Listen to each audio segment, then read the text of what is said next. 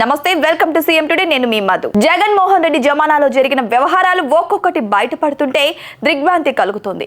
ఎన్నికల్లో జగన్ అలవిగాని హామీలు ఇచ్చి వాటిని నెరవేర్చడానికి ఎక్కడెక్కడి నిధులు మళ్లించి అభివృద్ధిని గాలికి వదిలేశారనే ఇంతదాకా చాలా మంది నమ్ముతూ వచ్చారు.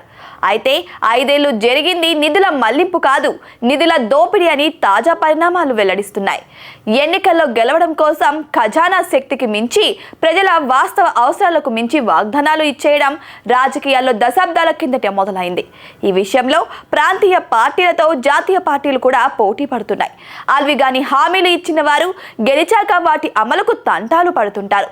ప్రభుత్వ పాలనకు ఇవి కొరకరాని కొయ్యలుగా మారిన వైనాన్ని జగన్ పాలనలో స్పష్టంగా చూశాం. నిజానికి వీటి ముసుగులో ఆంధ్రప్రదేశ్ రాష్ట్రంలో వనరుల దోపిడీ విపరీతంగా జరిగింది. సన్న బియ్యం ఇస్తామని ఎన్నికలకు ముందు చెప్పి ముతక బియ్యమే ఇచ్చినా సరే జనం ఆగ్రహించలేదు. కానీ ఈ ముతక బియ్యాన్ని కూడా పాలిష్ చేసి విదేశాలకు ఎగుమతి చేసిన తీరు చూసి మాత్రం ముక్కున వేలేసుకుంటున్నారు. అయితే జగన్కి అత్యంత సన్నిహితుడి సారథ్యంలోనే కాకినాడ పోర్టు నుంచి ఈ తంతు జరిగిందని వెల్లడి కావడంతో రాష్ట్రం పరువు బంగాళాఖాతంలో కలిసిపోయింది. పోర్టులను లాగేసుకోవడం, తన వాళ్లకు అప్పగించేయడం, అడ్డంగా కరెంటు కొనుగోలు ఒప్పందాలు చేసుకోవడం, బలవంతపు భూ ఆక్రమణలు, రాజధాని పేరుతో విశాఖలో సాగించిన దందాలు, మద్యం మోసం, ఇసుక మాఫియా ఇవన్నీ చూస్తుంటే ఇట్లా కూడా పాలన చేయవచ్చా అని ఆశ్చర్యం కలుగుతుంది. అబద్ధాన్ని దబాయించి నిజమని చెప్పే తీరు చూస్తుంటే రాష్ట్ర భవిష్యత్తు పట్ల భయం వేస్తుందని కొందరు వాపోతున్నారు. ఆంధ్రప్రదేశ్లో ఏదో అద్భుతం జరుగుతుందనే ఆశతో అన్ని సామాజిక వర్గాలు కలిసి 2019లో జగన్మోహన్ రెడ్డిని గెలిపించారు.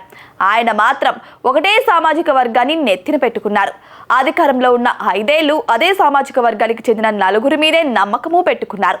రాష్ట్రం 4 దిక్కుల ఆ నలుగురికి పగ్గాలిచ్చి దోపిడీకి ద్వారాలు తెరిచేశారు. విశాఖ కేంద్రంగా ఒకరు, గోదావరి జిల్లాల మీదకు ఒకరు, దక్షిణాంధ్రలో ఒకరు, రాయలసీమలో మరొకరు దోపిడీ ప్రతినిధులుగా వ్యవహరించారు. అయితే వారి అధికార దర్పానికి, నోటికి, చర్యలకు అడ్డు అదుపు లేకుండా పోయింది. విచిత్రం ఏంటంటే జగన్ ఇచ్చిన అపరిమితి అధికార పగ్గాలతో ఎడాపెడా చెలరేగిపోయిన ఈ నలుగురు రాష్ట్రంలో పాత కుంభకోణాల పుట్ట పగులుతూ ఉన్న ఈ సమయంలో మొహం చాటేస్తున్నారు. మీడియా ముందుకు కూడా పెద్దగా రావడం లేదు. పార్టీకి, జగన్కి రక్షా కవచంగా నిలబడడమూ లేదు. కాబట్టి పోయేటప్పుడైనా నలుగురు ఉండాలి అని తెలుగునాట ఒక సామెత ఉండేది. కనీసం నలుగురినైనా నమ్మకంగా నిలుపుకోవాలని దాని ఉద్దేశం అన్నమాట. పాపం జగన్ పాపాల భారాన్ని మోయడానికి ఆ నలుగురు కూడా మిగిలేట్టుగా కనిపించడం లేదు. భారతదేశపు రాజకీయాల్లోనే జగన్ మాట, ప్రవర్తన, వ్యవహార శైలి, పాలన, సామాజిక రాజకీయ మనస్తత్వం శాస్త్రంలో ఒక కేస్ స్టడీ అవుతుంది. తొలినాళ్లలో తండ్రి వైఎస్ రాజశేఖర రెడ్డి జపం చేసిన ఆయన ఆ తర్వాత దానిని వదిలేశారు. తండ్రికి నమ్మకస్తులైన నేతలు ఎవరిని జగన్ చేరదీయలేదు కూడా. అవసర కాలంలో అమ్మని, చెల్లిని రాజకీయ పావులుగా ఉపయోగించుకొని అవసరం తీరాక దూరం పెట్టేశారు. IAS, IPS లను తొలుత అన్నా అని సంబోధించి ఆ తర్వాత వారితో జగన్ వ్యవహరించిన తీరు అందరూ గమనించాలి.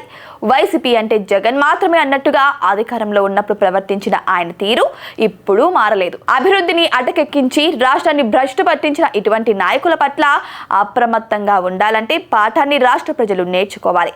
కేవలం కొల్లగొట్టుకోవడం అనే ఒకే ఒక్క కార్యాచరణతో 5 ఏళ్లు జగన్ పాలన సాగింది. ఇక జగన్ను తిట్టుకుంటూ కాలం గడపలేం. ధ్వంసమైన వ్యవస్థలకు మళ్లీ భరోసా ఇచ్చి నిలబెట్టాలి. విభజనతో బలహీనపడిన ఒక చిన్న రాష్ట్రం తిరిగి కోలుకోవడానికి కావాల్సింది ఆర్థిక శక్తి. సహజ వనరులను సక్రమంగా వినియోగంలోకి తెచ్చుకొని పారిశ్రామిక అభివృద్ధికి ఊతమిచ్చి సంపద సృష్టి జరగాలి.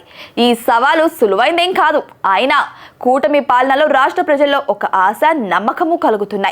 చంద్రబాబు విజన్, కార్యదక్షత, అనుభవం, కసితో కూడుకున్న పట్టుదల ఇందుకు కారణమని చెప్పచ్చు. కూటమి నాయకుల సమిష్టి కృషి వల్ల మాత్రమే రాష్ట్రం నిలదొక్కుకొని నెగ్గుకు రాగలదు. జాతీయ రాజకీయాల్లో సంఖ్యాపరంగా శాసించే స్థానంలో ఉన్న రాష్ట్ర అభివృద్ధికి కావలసిన వనరులు సాధించుకోవడం మీదే చంద్రబాబు దృష్టి పెట్టాలని అర్థమవుతుంది. సంయమనంతో, లౌక్యంతో చంద్రబాబు సాధించగలరు కూడా.